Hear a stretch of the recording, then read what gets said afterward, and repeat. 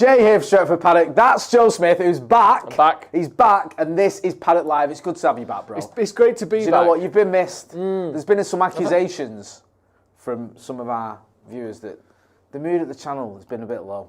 I think it's been a disgrace, personally. Yeah. United are the second highest scoring team in the league, and people are acting like everything's gone to shit. Yeah, there's been Man United a bit of that. are a joy to watch at times, again, at times. Yeah. Creating chances, free-flowing football. Yeah. Forget the second half okay. and some of the first half. Can we remember some of the second half, though? Yeah, remember the goals. Yeah. Remember Bruno's free kick. I won't remember that. Goal of the season so far. Yeah, that's class. I come back and all hell's broken loose. What is this? We need your... Tying this shit together. Your happiness, your joyfulness. It's a disgrace. Your positivity, because it does feel like there's been a bit of, well, negativity. I'm bringing it tonight. So bring it back to us, bro. You've been sorely missed. And some positivity here as well if United are looking for a new attacker / wing back / whatever Semenyo ends up being. Everyone's happy to see you back. Thank you. Heaven Soul sums it up perfectly. It's been a negative shithole without Joe around, lol. Honestly, it's unbelievable, isn't it? You go away for, 5 days?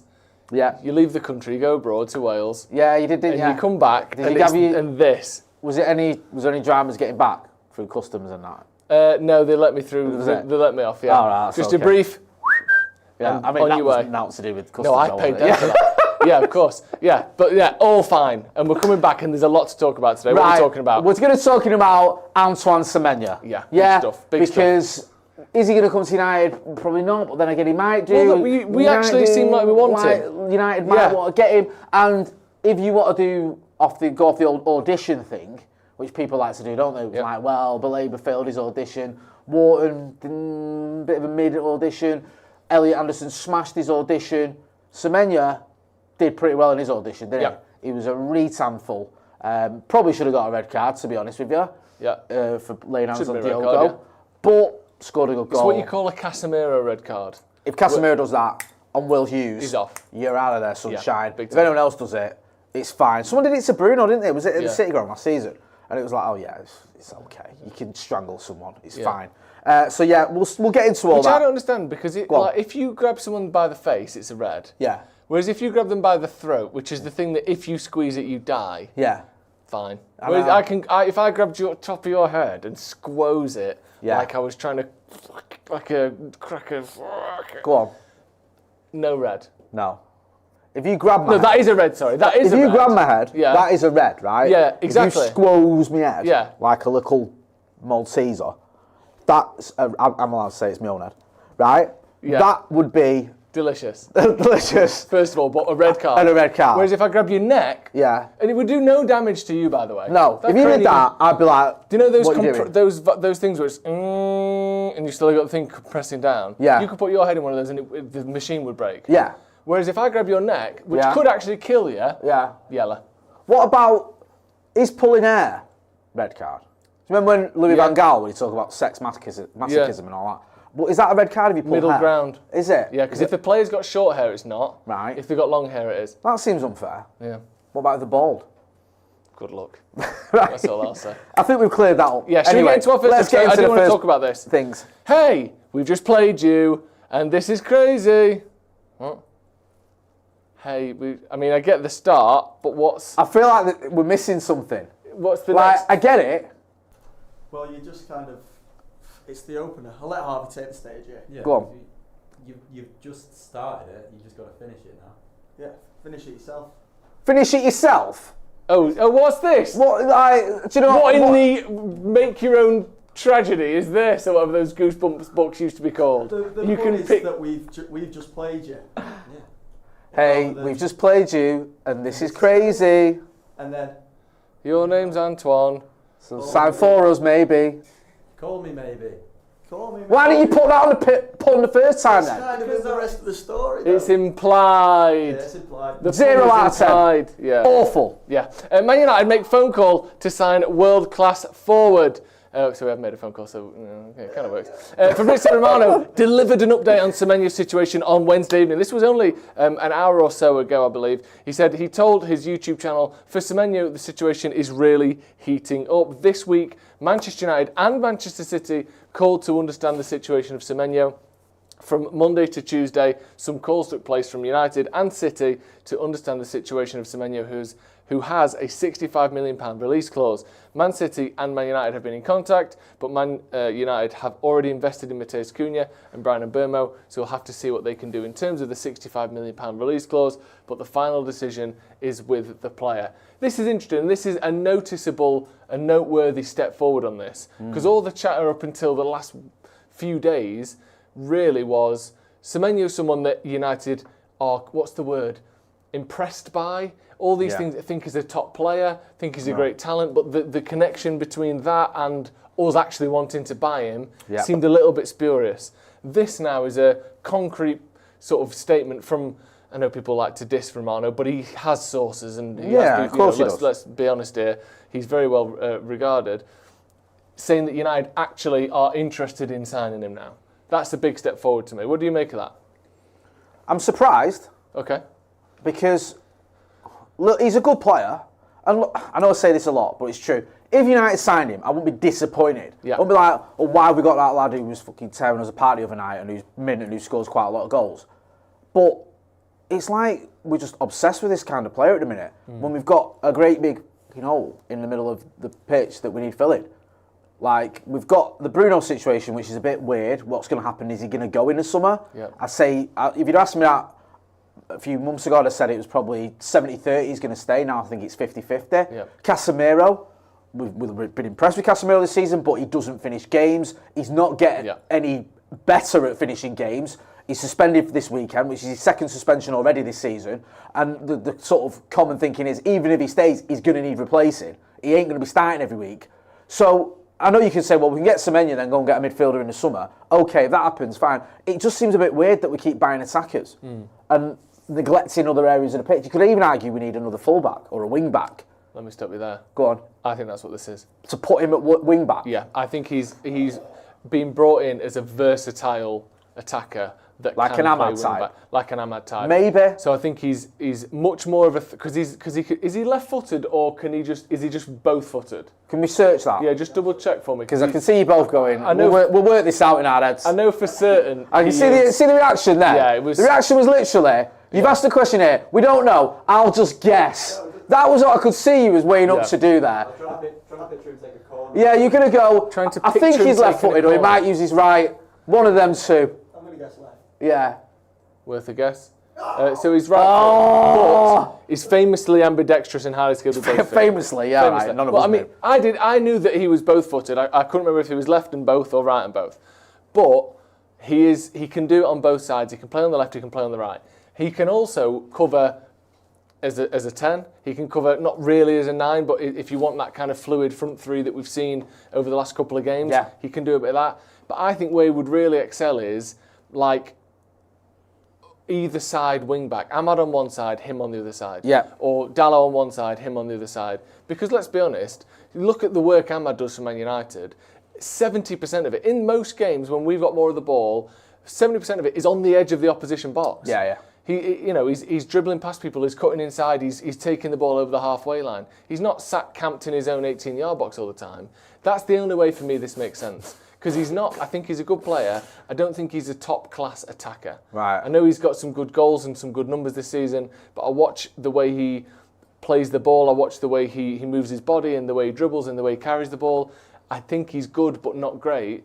But as a wing-back in the Premier League, he's got the physicality and the speed and the work rate and the two-footedness. I think he could be an exceptional wing-back. Right, okay. Whether he's willing to play there or not. There's a few things here in there. There's a good point. Is he going to, if he say comes to play United at wing-back, he might think, no, I'd rather play in a more attacking role. There's rumours, I think we're going to get some later, that United aren't even going to play wing-backs anymore. Yep. That we're gearing towards 4-3-3 or 4-2-4 or 4-4-2, which we had for spells the other night. Yep. There's some reports that is going to be the way the club is going to move forward. Also, is he going to be wanting to come to a club that's pretty much guaranteed Champions League football? I don't know. The main thing for me is, if we are going to spend 65 million quid on him, which is about right, maybe you'd argue it's a little bit excessive, but it's not ridiculous. This isn't going out and spending 80 million quid on Anthony or 72 million quid on Rasmus Højlund or whatever. It's in the sort of ballpark what you'd expect. Yeah. If we are going to do that, that's fine. And I think we'd all, like I said earlier, if he came to United, you'd be going, okay, yeah, he's a good player. As long as we've still got money for midfielders. Yeah. Plural. I don't think one midfielder's enough. I think probably need 2. 100%. Because if you go, well, we can't get a midfielder now, we bought Semenyo, then you go, well, that was an idiotic decision. So you've gone out and bought 5 attackers before you bought a midfielder. What is wrong with you? However, if you go, look, we can do that in January and in summer, or in the summer we can go for a midfielder and probably 2, then I'd be all right with that. I just think we cannot ignore the midfield situation. So let us know. We'll get into some of the comments. Yeah. People talking about his position. Matt says he fits into a 4-3-3 as a winger both sides. That's 2. That's agreed. BMW Racing 1974 says, them pair of Gen Z half-wits need gone. I don't know if that's a reference to the producers, to some of the players we were talking about. Yeah. I don't know what that is. And I don't want to know. I don't want to know either. What's Gen Z? What age is that? I think it's utter bollocks, all that stuff. Really?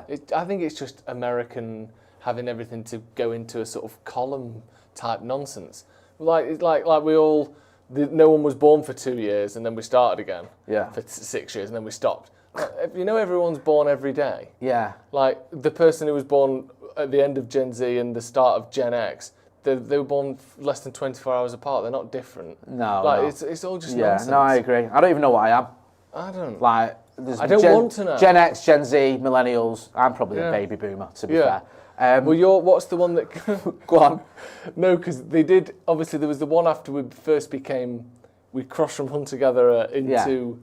Sort just of post Neanderthal. No. After that, right. but the sort of like Neolithic, agricultural revolution. So sort of 20,000 years ago. Was I still worshipping trees? Was I part of that lot? Correct. Or would we moved on to the stars? You by the time? worshipped trees and gas. I worshipped trees and gas. Thank you. Yeah, that's my generation. Your gen. That's my. I always forget. It's been so long. Yeah. Yeah. Thank you. It's a sort of henge-based society. Isn't it? And I tell you what, it's gone right downhill. Right, let's move on. Thank you to everyone who get involved in the chat and the comments. Make sure as well you're hitting that like button. Zirkzee's off Semenyo. I actually think that's quite good. I quite like that. I actually quite like that. I like the picture as well. He's got put him in an apron. Yeah. No, don't do that. Don't be a comedy character with it. What were you doing then? What was that? He was doing. Why Andy did you put on a Milburn voice from Extras? Yeah, why did you put on a voice for starters? Is he having a laugh? And then tell us what we could see. Put him in an apron. Put him in an apron. In a voice that's not your own. Little jaunty. I know, yeah. Hey. That's his first steps to the Harry show, isn't it? Yeah. Do you know what I mean? Hi guys. He's fully like, this is his... I'm only going to put him in an apron. Hey, put him in an apron. Hey. I'll have that on a t-shirt tomorrow. Put him in an apron. Hey. I like the pun though. No, it's a very good pun. Yeah. It would be better if someone involved was German, because it's invoking a German accent, isn't it? Yeah. And they're not. But life can't always be perfect, think that's a good philosophy for life anyway. What? It'd be better if someone involved was German. Yeah, it would. And I always say that. Like Jose likes to have a Brazilian in the squad. I think it'd be better if someone was German. Well, involved was German, that's what I'm going to say. Pretty good though, that. United set to offload Joshua Zirkzee to finance Antoine Semenyo transfer. This is according to the Daily Mail. It's well known that Semenyo has a 60 million release clause, as we spoke about before, which drops to 50 in the summer, and United are one of a number of admirers. When club sources talk about fast-tracking a transfer to sign a target 6 months early, Semenyo falls into that category. Not only will United face competition from Man City, Liverpool and Tottenham, they also have to find a way of financing the deal when a defensive midfielder remains the priority next month, as you were hoping for there, Jay. Selling Joshua Zirkzee is one option. The Dutchman is wanted on loan by Roma, and United could include an obligation to buy as part of the package, similar to the £38 million release clause in Rasmus Højlund's move to Napoli. Makes some sense. Yeah. My only worry with this would be is, even as someone that believes really that Zirkzee will go and probably should go at the end of the season or January, you can't get rid of him and not bring anyone in. No.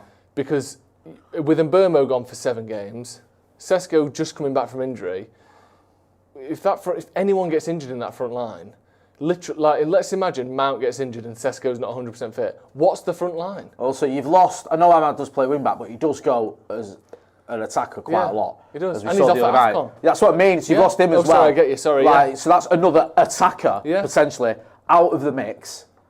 Yeah, it would have to be Semenyo, wouldn't it? And also, like, I don't want to go over old ground because we've covered this a lot, but it's obvious there's no one in the academy that the manager is looking at right now. Anyway, going, well, I can throw him in.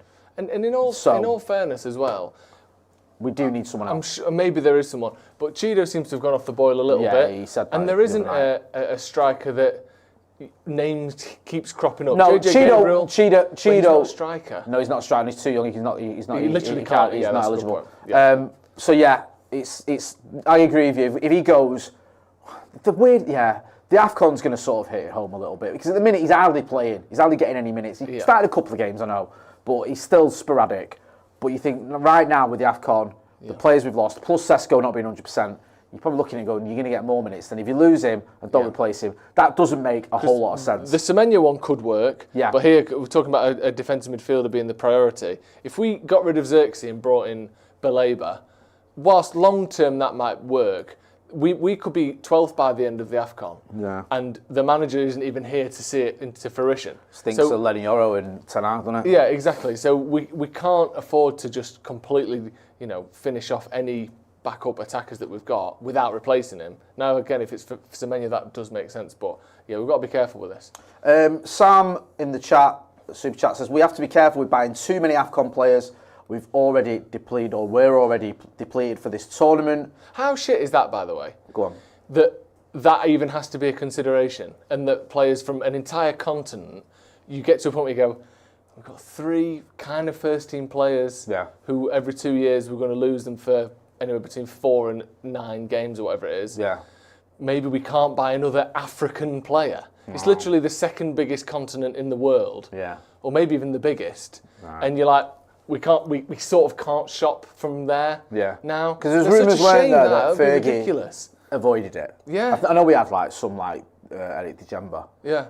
Djemba. But it wasn't, we didn't have many. But I don't know how true it was whether Fergie took that into account or not. Imagine that Rio Ferdinand and Cristiano Ronaldo were going to the AFCON. Yeah. How many seasons that might have literally cost us the title? Yeah. Like we won the league by 1, 2 or 0 points. Yeah, yeah. Or, I get your point. From 2010 to 2013. There was a couple of seasons where it was 1 or 2 or 3 points in it. And that could have been the difference. Well, you look at some of the games, like if you've got a title sort of 6-pointer, even if it's one game, it can be that can be the difference, can't it? Yeah. And if you're losing key players, like the Mazraoui thing the other day, like Mazraoui would have played the other night. Yeah. He would have.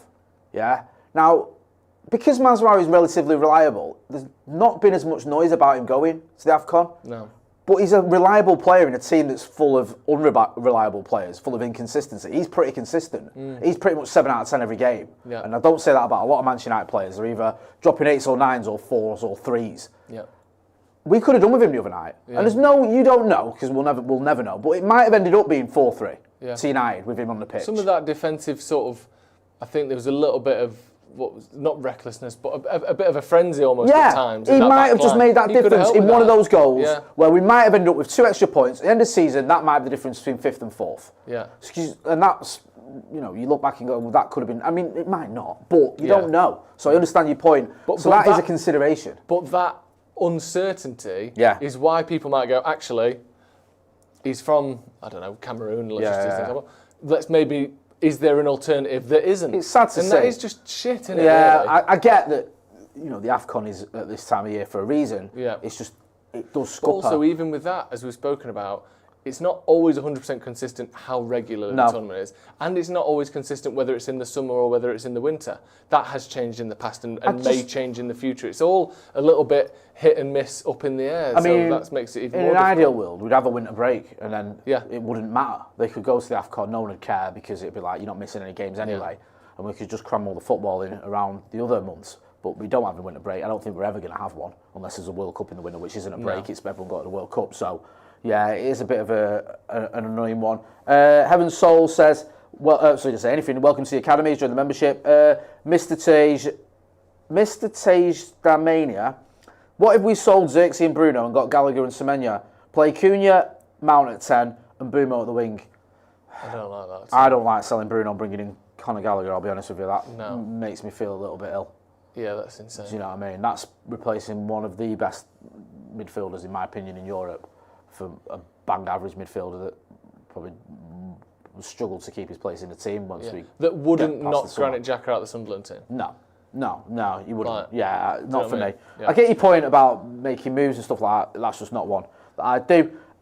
Someone brought up, Ross Murphy says Sophie and Amrabat. How can I forget? Right, yep. Good point. Magnifico Mystery Tour. That's not bad. Yeah, I was hoping a sort of Sergeant Pepper's type Photoshop outfit. Oh, lads. That would have been nice. Lads, where? Just to be clear for anyone watching, I know that Magical Mystery Tour and Sergeant Pepper are two different albums, but obviously... It doesn't... You. By the sound of that. Quite clearly you at this point. But you thought you might be able to do something. Anyway. A couple of round specs. Yeah, maybe some round spectacles. That could have worked. Bit of walrus work. Yeah?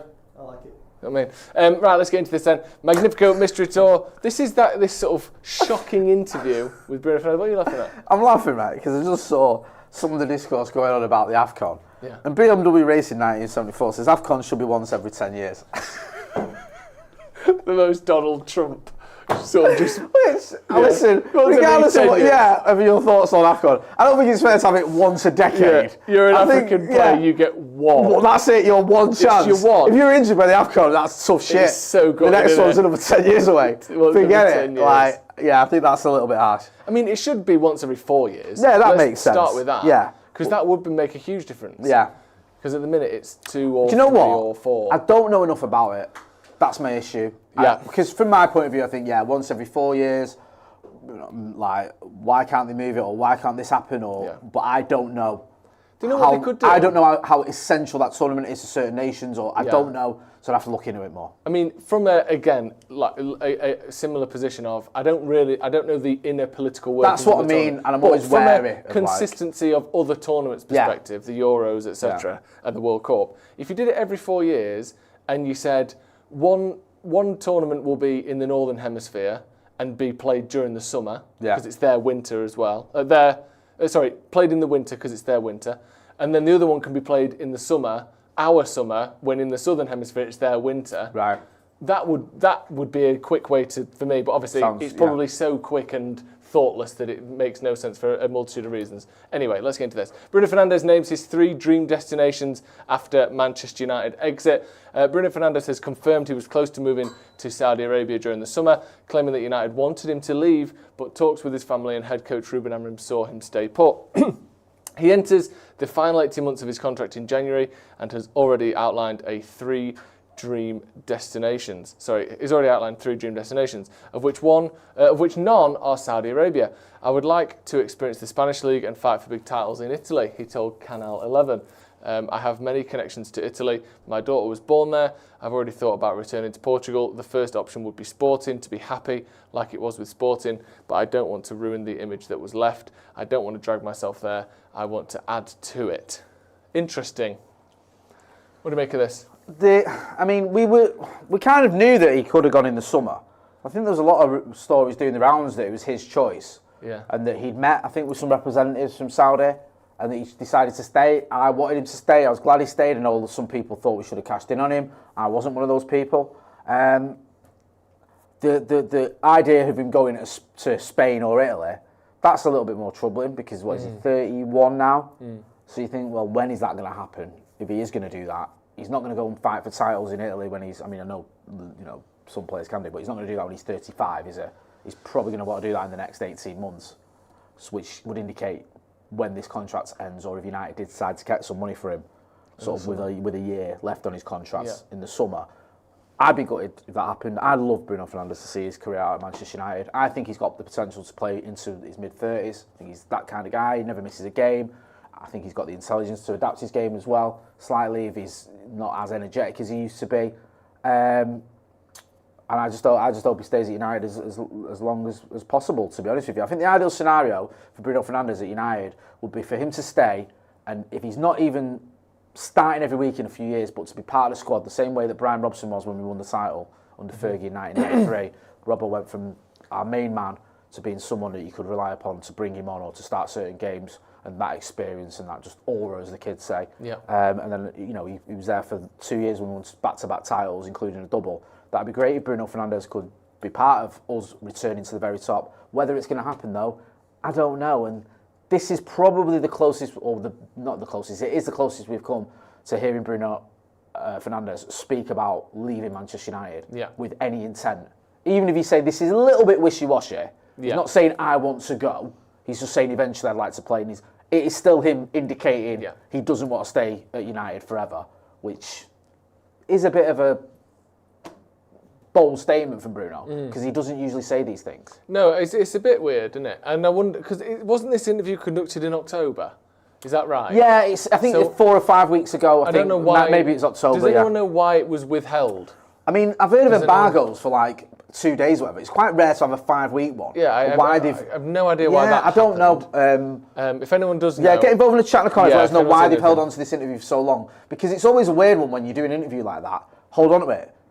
Because I know this is sort of one extreme to the other, but do you remember when Omar Barada gave the interview before the Liverpool game? Yeah. About how they were backing Ten Hag, and then we lost 3-0. Yeah. And then that interview came out and it just looked idiotic. Yeah. Because it was like, you're backing the guy when we've just lost at home to Liverpool 3-0 and we're all over the gaff, and he seems to have lost the plot a little bit. So I don't know why this has been held on to. I don't know what the reason is.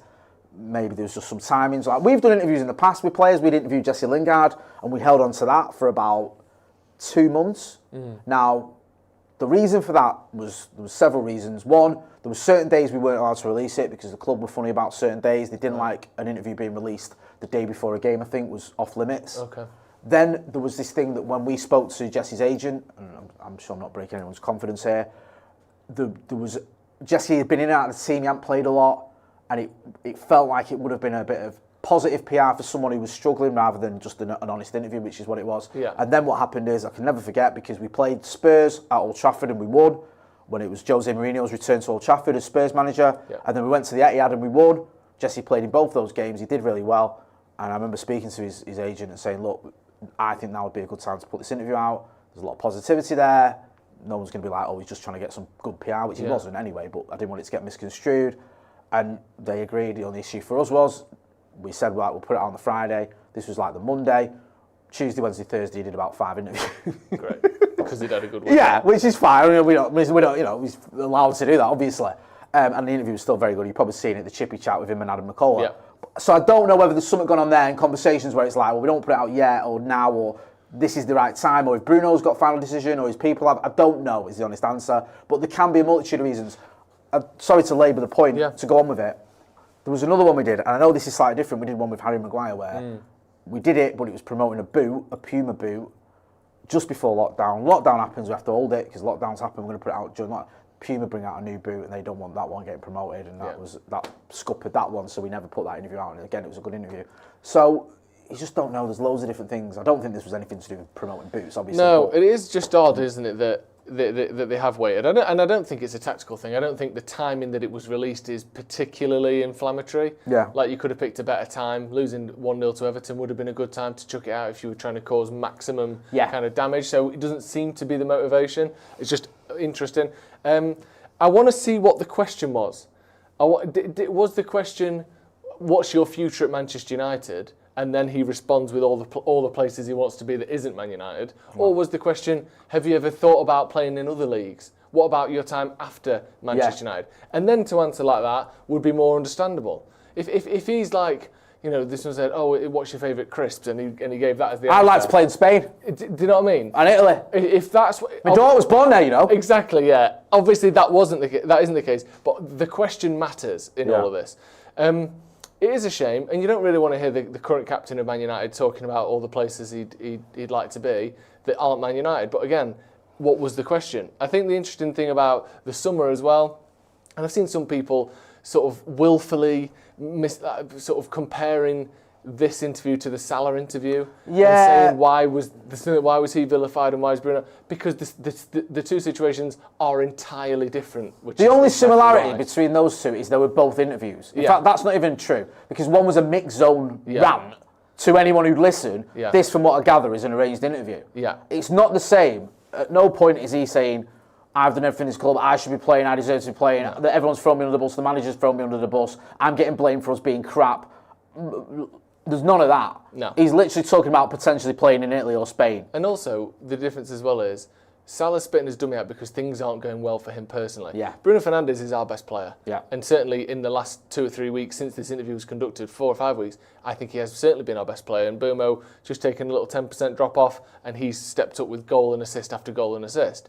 So good that free kick weren't the winner, you know. Yeah, me too. It was it was so when he steps up. Was that the third or the fourth goal? Sorry. That was the third. The fourth was the Cunha one. Sorry. I'm so gutted that it wasn't part of a win. Yeah. Sorry. Yeah, because I remember when because it was literally lining up. I sort of stand opposite the 18-yard line, just more or less there. And I said to my pal, I said, if we're going to win this game, he needs to score this. Yeah. And to just step up like that, and that free kick, I think personally is his best free kick ever for us. 100%. I think it's unsavable. Underside of the crossbar. It's like if you got hold of the ball with your hand and threw it, it's where you'd throw it. Yeah, like I'm just going to put it perfect. there. Like it was so good in that much pressure. It's like this is the game basically, and you can understand why at the end of the match he was gutted. There was footage of him on the centre circle, and just looking absolutely forlorn. Yeah. But yeah, to step up and bang that in, there's few players on the planet who can do that, and he's one of them. And I do think if you're the captain, you do have a little bit more, and also he's been here for 6 years, and he does have a little bit more kind of credit in the bank to put a little bit of pressure on the ownership and say, this is the situation in the summer, and I felt a bit let down. Yeah. I felt as though they would have preferred it if I'd have left. I didn't want to leave, and I spoke with the manager and we decided to stay. But I didn't love that I felt like they wanted me to leave. No. I think, maybe ideally wouldn't have said anything, but I don't think it's some big travesty at all. And for me, it's a shame that Ineos were sort of trying to nudge him out the door, personally, I think. Tell you what, it would have been a bold move that, finishing 15th and getting rid of the player who's got 38 goal involvements that season. Yeah, that's a tough when one, your track record of buying midfielders so far is buying Manuel Ugarte. Yeah. Like, okay, yeah, you better back yourself in that transfer window, lads, because that could have been disastrous. Yeah, it could. Seriously. So I'm glad he stayed. I love Bruno Fernandes, and my opinion hasn't changed. Get involved in the chat and the comments. Bruno's been way too good for us, says Fox United FC 29. Giggity says, I dread to think where we'd be. We hadn't had Bruno over the last few years. Akash K says it was Beckham-esque. Jay, it was. BMW Racing 1974 says Bruno's carried United for a good number of years now. Steve M says the last game was a perfect illustration of why Bruno gets frustrated. Things get good. No, wait, they're shit. Oh, they're actually good. We're crap, aren't we? Is it any wonder he gets frustrated? That was pretty much that game. Yeah. I mean, no, he's not. Stephen Donahue says, is he doing a Mo Salah? No, he's not doing a Mo Salah. I think there'll be lots of people trying to make that a thing. Oh, he's done. He hasn't though. No. Let's move on. What we got next? A leak in the system. 3-4-2-1, 4 sort of formation system. Leak in the system. A leak as in like in your what? Bit of a plumbing based one. Right. Okay. Bit of plumbing based one. Plumbing based one. Yeah, love that. It's good that. Really good. So what is a system then? System. Sorry. As in like your water system. Right. Okay. So like right. you got a leak in the system. Yeah. That works. It's good that. Yeah, it's very good. That's your best one of the Love night. plumbing based puns. Yeah. They're my faves. A leak in the system. And you've got a little. What's that? A wrench. A spanner. Technically a spanner. Yeah. Oh, is it? Okay. Yeah. It's not too dissimilar in terms of tool sets. They're very similar. Yeah, good. United launch an inquiry into how Amorim's plans to tweak his system were leaked before the Bournemouth game. This according to the Daily Mail. Amorim has stuck steadfastly to a back three formation, but amended it slightly on Monday night, with Dalot dropping from his wing back on the left to being a conventional fullback in a four-man defence. However, news of a change was circulated on Monday afternoon, and United are concerned that it gave Bournemouth advance notice of their game plan on the day of the match. The club are determined to find out where the leak came from to stop it from happening again in the future. Asked about the switch after the game, Amorim said, "That's for you to discuss, not for me. I know that you guys know that I trained this week with a back four. I don't know how. This is a good thing for you guys to discuss this week." What do you make of it? So, someone leaks the system that we're going to play. Yeah. Is this story based on another leak, or is this official? What? Like, someone leaks this story as well. This story is official. This is official. This is an official quote from the manager. The manager's told this story. So this isn't a leak. No. It's not, but the original story is based on a leak. On a leak. That we were going to play a back four. Yes. Someone and found out. We sort of did do a bit of back fourery at times in that game on Monday, didn't we? Yeah. Because in the second half, we definitely had a back four. Steve said we had one in the first half, but I'll be honest with you, I was oblivious to it if we did. Yeah. But I saw it in the second half, sorry. Because you could see like what happened, and Ahmad pushed up and the low moved over to the right, was it? Yeah. Yeah.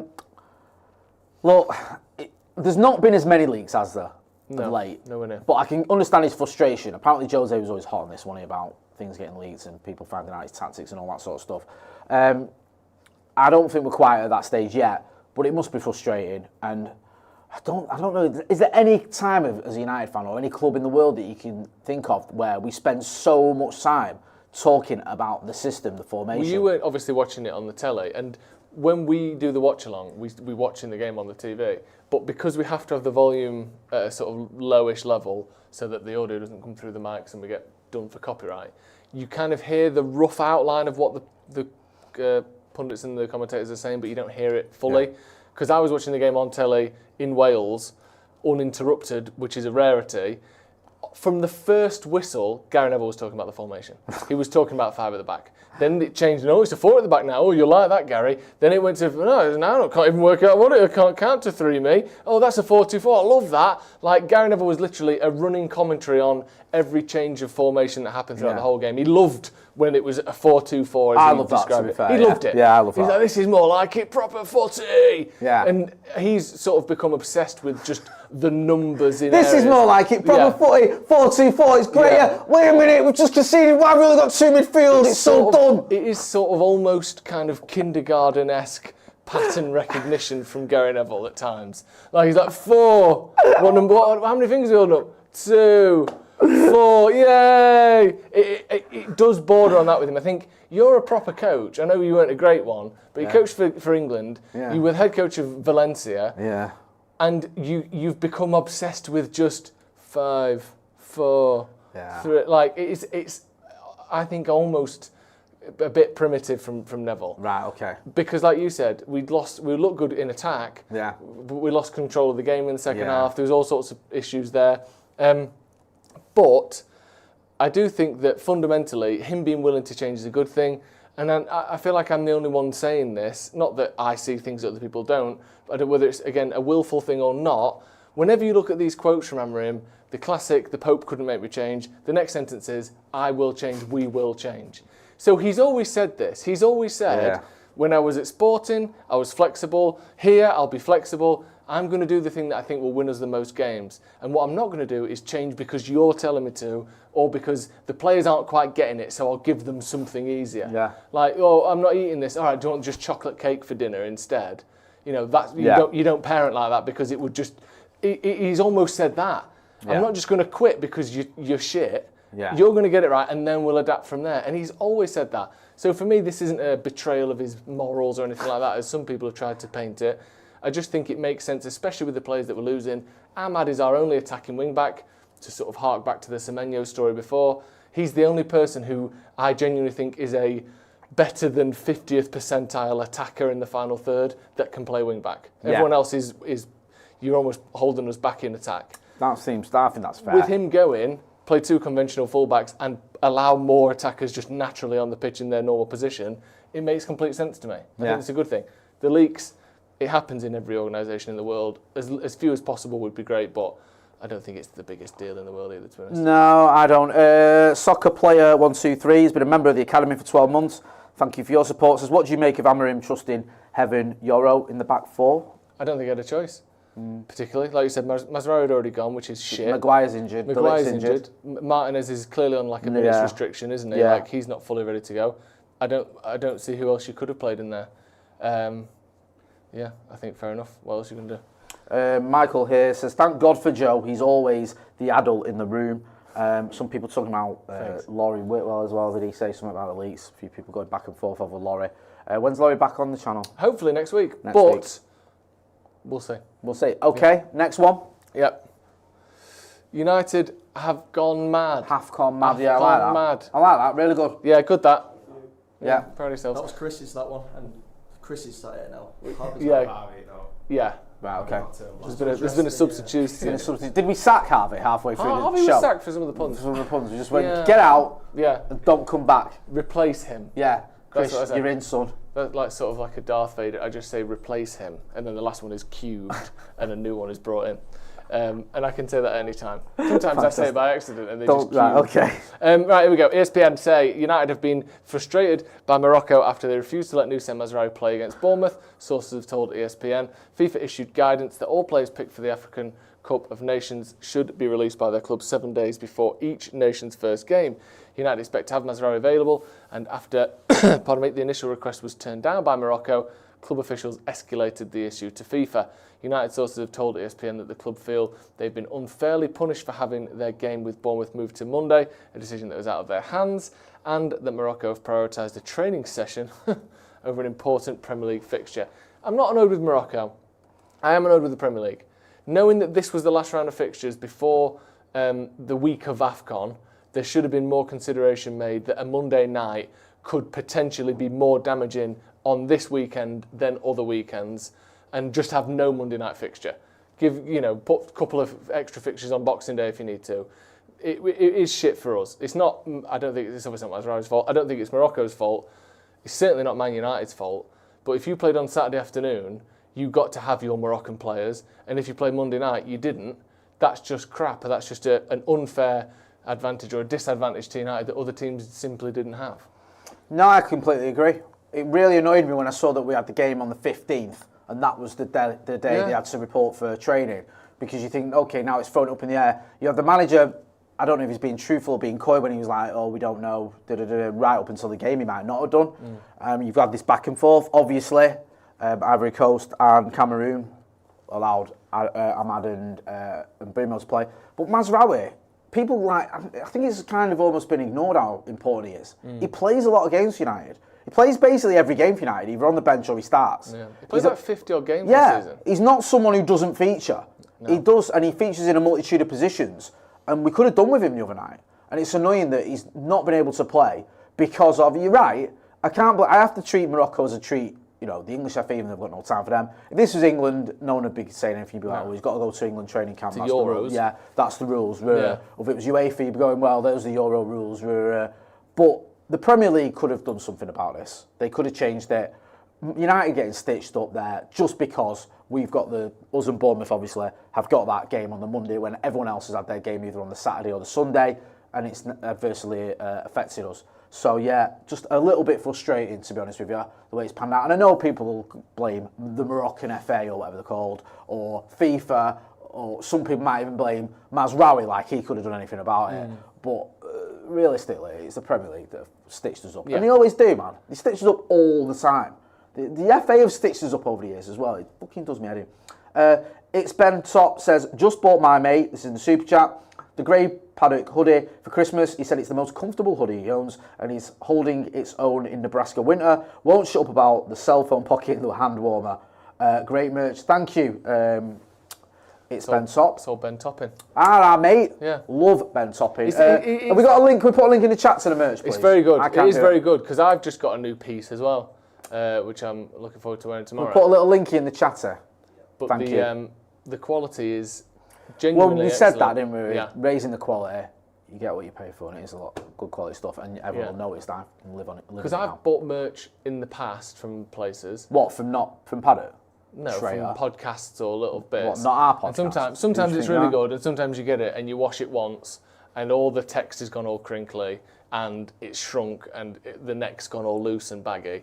We wanted to avoid all that, and it is genuinely really good stuff. So put the link is in the chat. It's also in the description as well if you're watching after the video's been live. What we got next then? Is this our last story?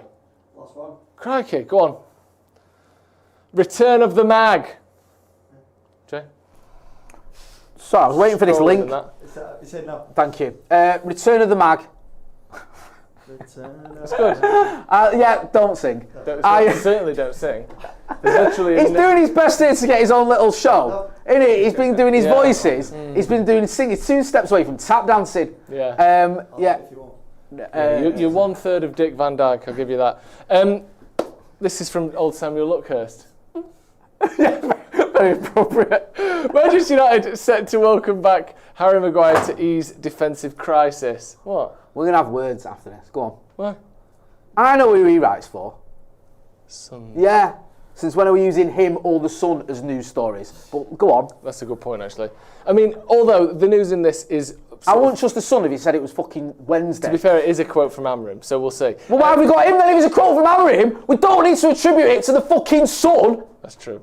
If you just say Ruben Amorim said these words, we don't need to say Samuel Lucas told us that Ruben Amorim said these words. Just cut the fucking Samuel Lucas bit and the Sun out of that and just have the words. Sorry, hashtag don't buy the Sun. Carry on. No, it's not your fault. As you were. Essentially, he's going to be back shortly. I don't know when. Does it actually say when? It doesn't say when, does it?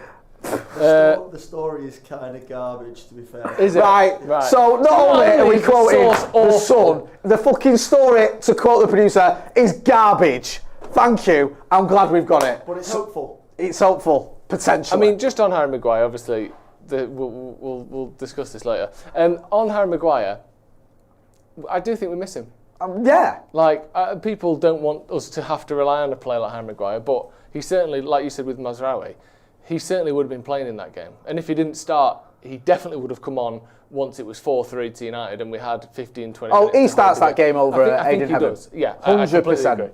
And that's not having a dig at Heaven, by the way, but he just does. Oh, Harry Maguire's played, what has he played? 75 games for England or 65 games for England or whatever. It's you know, he's a good player. And yeah, we do miss him. So as soon as he can come back, the better. And especially at the moment with De Ligt, with this, it was slightly weird the way that the manager spoke about De Ligt, I thought. I don't know. So he said, what's going on with De Ligt? Is he out? Because we thought he was going to be back last week and then now he's still not out 2 weeks later. And he said it's a sort of a back thing. He said it's not like he kind of said, it's not a real injury. His back just hurts. So we're just making sure. I don't know if we can get the actual quote, just De Ligt Amorim back or something, I don't know.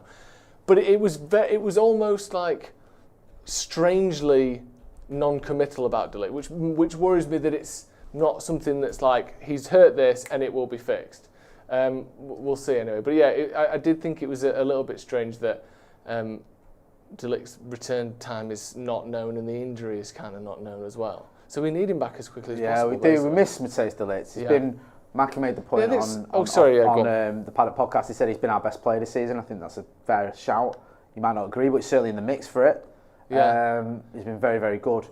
Here's the quote. And we have missed him. So he says, I think he has something in his back. I don't know for sure. He finished the game against Crystal Palace, but sometimes he feels pain and we have to be careful with that. Sometimes he feels pain. Obviously, he's not a fucking cyborg. But that's like a slightly weird quote, isn't it? Yeah, it is. I think there's a couple of things there. We know that Matthijs De Ligt has had a few injury problems over his career. Yeah. I think that was what more or less did for him at Bayern Munich. There was this myth that Eric Dyer and people were getting in the team ahead of him. They weren't. I think Bayern Munich brought him back into the team after an injury, rushed him back. He wasn't fully fit. He got injured again. So the second time round, they were overly cautious with him. Yeah. And that's where this narrative, they're like, oh, De Ligt's available. But they're not playing him. They're playing Eric Dyer and Kim Min-jae instead or whatever up in Meccano. And they weren't. They were just sort of biding the time with him because they didn't want to exacerbate his injury. Yeah. When he was fully fit, he played. Obviously, we've missed him the last few games. But you've got to be careful. We've spoken, me and you, many a time about Lisandro Martinez, how the club rushed him back a couple of seasons ago, and it knackered his season practically. We got lucky in the sense that he came back for the FA Cup final because we needed him for that. So I get being precautionary. That is a bit of a weird quote. Managers do that sometimes. Yeah, they do. I saw Pep the other day. Was it leg? Palace. Yeah, he's not available. He's injured. Oh, what's the injury? His leg. Yeah. Oh, well, that's fucking cleared that up then, is it? Leg injuries, yeah, they're the worst. Yeah, so we'll see. We'll see. We need De Ligt back. We need Maguire back. These are key players, and I think they bring something to this team which you need. Is that experience. I know De Ligt's not been in the Premier League a long time, but he's been playing a lot of top level football since he was 17, 18. Yeah. So he has that assurity that you need at times. I'm not saying we don't concede goals when he's playing, but we don't often concede 4 goals, and you think that maybe a Maguire or De Ligt could have made a difference there. 100%. Do you know what I mean? Just calming things down when it needed it, carrying the ball out of defence as well, very well, Maguire in particular, and obviously that aerial threat too. So get them, we need both of these lads back. To lose one of them is annoying, then to lose them both at the same time, it's really frustrating at a time when Mazraoui wasn't available as well, like you mentioned, and Martinez still isn't 100%. You could have really done with De Ligt or Maguire because they bring something to this team. And there's been a lot of discussions lately about United, especially with Bruno's recent comments and other stuff that's gone on. It's like, these sort of talk about leaders in the dressing room and who are the leaders and this leadership group we always heard about. Well, De Ligt and Maguire are leaders. 100%. They are. Yep. Maguire's captained United. He's played so many games for United, so many games for England. De Ligt was captain Ajax when he was a teenager. They are leaders, and you need them in this United team. So hopefully they're both back sooner or later. But I won't be finding out off the fucking Sun when it's going to be. Well, you certainly not in this article because no, you didn't fucking know. Shock horror. Is that it? That's it. Yeah. All right, thank you, Joseph. It's an absolute pleasure. It's been lovely to be back. To have you back. Looking forward. There's a few comments that I didn't read out asking about behind Asda. Are you still fighting behind Asda? No, I've had to give it a rest. Have you? Yeah. Right. Okay. Well. Hurt my leg. Hurt your leg. Oh, is it your leg? It's leg. Famous leg injury. Always does for you. Go and check Joe out on the Sloppy Joe's podcast. You know where to find me as well. Don't forget to hit like, share and subscribe. Check out a link to the merchandise. There's a link in the chat and in the description. Going to be back tomorrow for Off the Bar. We've got me, Joseph, McCullough, Howson, all four of us on the channel doing Off the Bar, catching up, getting into it all, giving our thoughts on Amorim. I'm going to be presenting why it's not as bad as people think. Yeah, because people have missed that. I think there was a little bit of negativity after the Bournemouth game. You're joking. And a lot of people weren't happy about it, yeah. Because it was a bit of a mixed bag. Me and Steve did a review and it was a bit of a mixed bag. Chatting to McCall and Ronnie, and it was a little bit more like, this needs fixing. We need your positivity, bro. We need you to go, come on, lads. Okay. We've just drew with Bournemouth at home, man. It doesn't get better than that, Jay. It doesn't get better. To be honest with you, the last 2 home games against Bournemouth were a lot fucking worse. That's true. Improvement. Anyway, Yeah. that's me, Joe. I'm Jay. Oh, don't forget to say ta-ra to the producers. You can catch Harry on the channel regularly on the Harry Quick Hour, which is going to be a new segment. This has been Paddock Live. Thanks for watching.